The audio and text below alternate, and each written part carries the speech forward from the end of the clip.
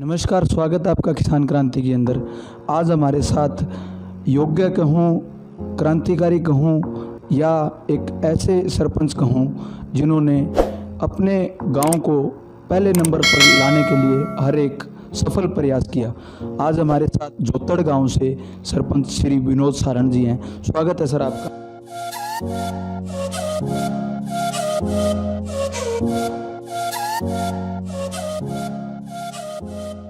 बहुत बहुत धन्यवाद। पहला तो इस चैनल के लिए आपको बहुत बहुत बधाई देता हूं और स्वागत करता हूं। धन्यवाद सर। मेरा पहला सवाल आपसे यही रहेगा, सूत्रों से बड़ी खबर आ रही है कि हरियाणा सरकार कभी भी करवा सकती है पंचायती चुनाव, क्या आप इसे सही मानते हैं? देखिए, ये सरकार का काम है।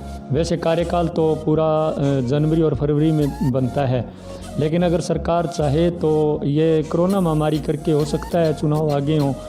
बाकी सरकार ने फैसला लेना है और वो सरकार पे निर्भर करता है कब चुनाव, और कार्यकाल अभी पड़ा है। सरपंच साहब, आप सिर्फ ग्राम पंचायत लेवल पर ही नहीं, प्रदेश लेवल पर एक अच्छे समाज सेवी रहे हैं। आपने बहुत से सामाजिक कार्यक्रमों में भाग लिया है, हर क्षेत्र की आपके पास जानकारी है। एक ऐसा सवाल ज़मीनी स्तर से जुड़ा मैं आपसे करूँगा। लाल बहादुर शास्त्री जी ने एक नारा दिया था, जय जवान जय किसान का, लेकिन जवान और किसान दोनों बेहाल है, ऐसा क्यों? देखिए, बात सही है आपकी। ये देश है, इसकी रीढ़ की हड्डी जवान और किसान है। ये बहुत ही बढ़िया बात आपने कही, और ये नारा भी बहुत इस भारत के लिए उत्तम है, जय जवान जय किसान। जब इस देश का किसान और जवान परेशान होगा तो देश उन्नति और तरक्की नहीं कर सकता। इस किसान के लिए और जवान के लिए सरकार को विशेष बजट बनाना पड़ेगा, और जब इस देश का किसान खुशहाल होगा तो पूरा देश खुशहाल होगा, क्योंकि हमारी 80% जो आबादी है वो खेती पर निर्भर करती है। और इस देश की जो कामयाबी का सबसे बड़ा सूत्र है वो खेती से जुड़ा हुआ, और खेती के माध्यम से ही जो भी दुकानदार हैं, जो जितने भी लोग फैक्ट्रियों को कुछ भी कर लो आप, जो खेती से जुड़ा। दूसरा, सेना के लिए भी विशेष बजट होना चाहिए। तो ये दोनों जब खुशहाल होंगे, दोनों मजबूत होंगे, तो देश अपने आप खुशहाल होगा। सरपंच साहब, रानिया क्षेत्र की सबसे बड़ी समस्या आप क्या मानते हैं? क्योंकि हम आज आपके पास आए हैं, सिर्फ आपके गांव की नहीं, सारे क्षेत्र की, प्रदेश की कुछ तमाम ऐसी बातें करने के लिए आए हैं, क्योंकि आपको हर क्षेत्र की नॉलेज है, हर क्षेत्र का आपको ज्ञान है। इसलिए एक सवाल हमारा कि रानिया क्षेत्र की सबसे बड़ी समस्या क्या क्या है? देखिए, सबसे बड़ी जो समस्या है, एक तो रानिया क्षेत्र में जो ट्यूबवेल कनेक्शन थे उन पर पाबंदी लगी हुई है। एक जो बोर जो लगाते हैं हम, जो उस पर पाबंदी है। इसके अलावा जो ये क्षेत्र है, जैसे ये घोड़ावाड़ी, ये गिंदड़ा गांव, ये गांव, यहाँ फसलें अच्छी होती है लेकिन वहाँ पानी की बहुत बड़ी दिक्कत है। तो मेरी तो आपके चैनल के माध्यम से सरकार से यही अपील है कि ये जो घग्गर से जितनी भी नहरें निकाली गई है उनमें वहाँ तक टेल तक पानी पहुँचे, ताकि वो गांव भी खुशहाल हों। देखिए, मैं विकास उस चीज़ को मानता हूँ, प्रत्येक नागरिक को मेडिकल सुविधा मिले, प्रत्येक नागरिक को पानी मिले, प्रत्येक नागरिक को स्वास्थ्य सेवाएं मिले, प्रत्येक नागरिक को शिक्षा मिले। आपने सामाजिक काम करने कब से शुरुआत किए?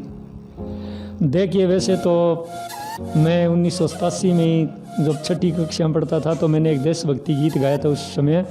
वहाँ से ही मेरी ये शुरुआत हो गई, क्योंकि मुझ पे आचार्य विनोबा भावे, स्वामी विवेकानंद जी और लाल बहादुर शास्त्री जी के मैं लेख पढ़ता था, और शहीद आजम सरदार भगत सिंह, चंद्रशेखर आज़ाद, नेताजी सुभाष चंद्र बोस, इन लोगों की जीवनी का मुझ पर बहुत प्रभाव पड़ा। और मैं कुछ ऐसे इलाके के सरपंच भी थे पुराने, उनको देख के मेरे मन में भी था मैं कभी गांव का सरपंच बन के मैं भी सेवाएं करूं।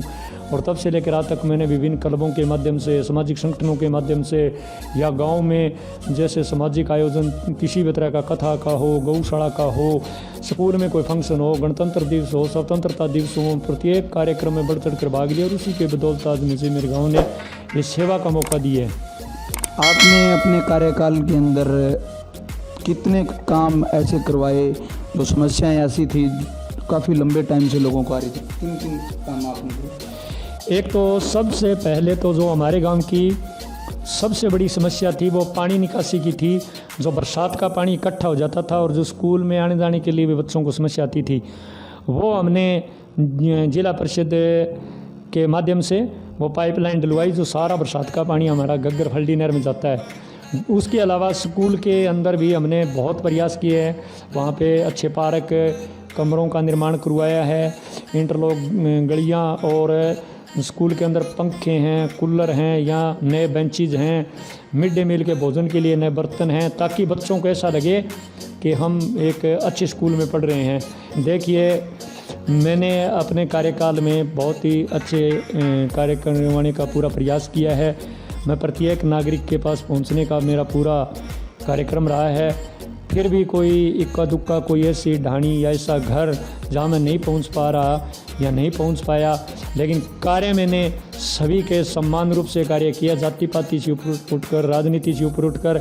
अगर मेरा गांव चाहेगा कि हमारे सामाजिक काम इसी तरह चलता रहे, और अगर गांव चाहेगा और गांव के लोगों की कोई डिमांड होगी कि आप इस पद पे दोबारा बरकरार रहिए या चुनाव लड़ना चाहिए आपको, तो वो अभी समय पड़ा है। जैसी भी राय आएगी युवा साथियों की या बुज़ुर्गों की या गांव के सामाजिक लोगों की, तो मैं गांव से ऊपर नहीं हूं, और गांव जो मेरे को कहेगा मैं उस हिसाब से चुनाव लड़ भी सकता हूं। और अगर गांव कहेगा कि आपने सेवा कर ली है तो वो गांव पे निर्भर है, लेकिन इच्छा तो हर एक की होती है कि जो अच्छा कार्य करता है वो समाज में और आगे बढ़े और कार्यकाल और आए, इसमें कोई दिक्कत नहीं है।